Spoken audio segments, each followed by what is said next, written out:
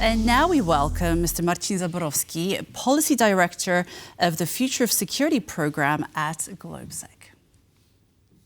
Hi, hello. Good afternoon, and thank you very much for joining us at TVP World this afternoon. So we'd like to discuss what is happening in Slovakia, especially on this special day as we have Zuzana Čaputová in Warsaw on her farewell state visit. Will Slovakia continue to support Poland as power changes hands? Or perhaps will things change and take a U-turn? Support Poland in what sense? Well, especially as this war in Ukraine rages on, and we know that Pellegrini is less of a fan of supporting Ukraine and perhaps a little bit more geared towards Russia. Well, yes. I mean, we essentially have a pro-Russian government now in power in Slovakia.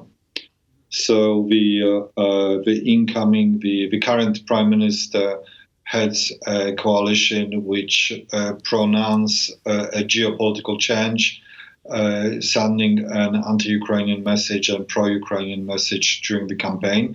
And that was one of the main reasons why they actually won the election. And we had a repetition of that during the presidential campaign, which was won by Peter Pellegrini, who in the past was rather a moderate social democratic politician, but allied with Robert Fico. But this time, Pellegrini decided to jump on this horse of the geopolitical narrative and criticizing the Western engagement in Ukraine. And it proved to be successful for him, and he benefited from that at the polling stations. President Čaputová on her final visit here to Warsaw she's been repeating this line that relations between Poland and Slovakia will remain steadfast, and that actually so far Slovakia and Fico has not challenged other EU peers on aid to Ukraine or other key decisions that require unanimity in the bloc's 27 member states. So is this wishful thinking by President Čaputová that the situation will remain more or less a status quo? Or can we expect that there could be a quite significant shift from politics in Slovakia? Well, I think that there are two planes that we need to look into this relationship and also the Slovak politics in. There is a purely domestic level, and then there is also international level. So starting from the international one, I think that Čaputová might be right in the sense that Robert Fico is an opportunistic politician who would not want to rock a boat in Brussels and risk, for example, the issue that Poland experienced with the non-delivery of recovery fund and with the loss of the ability to put together a coalition that is needed to promote its interest. So that's what happened with Poland under the former government. This is what's happening with the Hungarian government. And I don't think that Fico is just too much of a dealer kind of a politician to risk finding himself in that kind of isolation.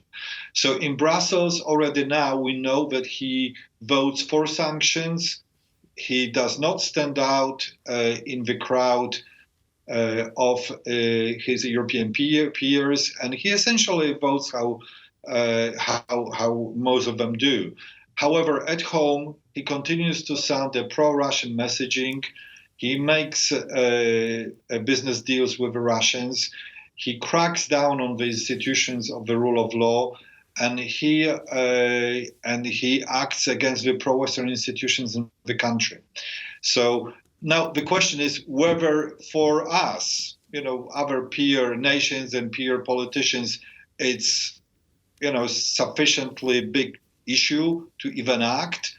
Slovakia is a nation of 5 million people, and if Fico is doing nasty things at home, for many Europeans it's really the issue of, well, what we care about is whether he is without when we vote at the European Council. I wanted to ask a little bit about, you mentioned domestic politics, but I just wanted to go back a little bit to the time of the campaign. What was it about Pellegrini that made the Slovak people vote for him? Because, pro-Russian, Eurosceptic, it means that something is changing in that sort of very popular pro-European narrative. People make sometimes a mistake that they use the same kind of lenses and the same perspective when they look into Slovakia as they do when they look into, Poland or Czechia. And it is a very different society. A big part of the Slovak society is genuinely pro-Russian and genuinely is skeptical of the West. When you look into the opinion polls, for example, my institute, GLOBSEC, produces annual opinion polls which are called GLOBSEC trends. Slovakia and Bulgaria come always at the top of the most pro-Russian nations, and also nations which are sometimes more skeptical of the United States, but they are skeptical that they are fearful of Russia. So Slovaks are different. They are not Poles, they are not Czechs, and they are definitely not Baltic states people. So when Pellegrini makes a campaign which is focused on playing up these kind of Western skeptic sentiments, he has a very considerable constituency to appeal to. And he's been using it very skillfully, and that's the key to his success.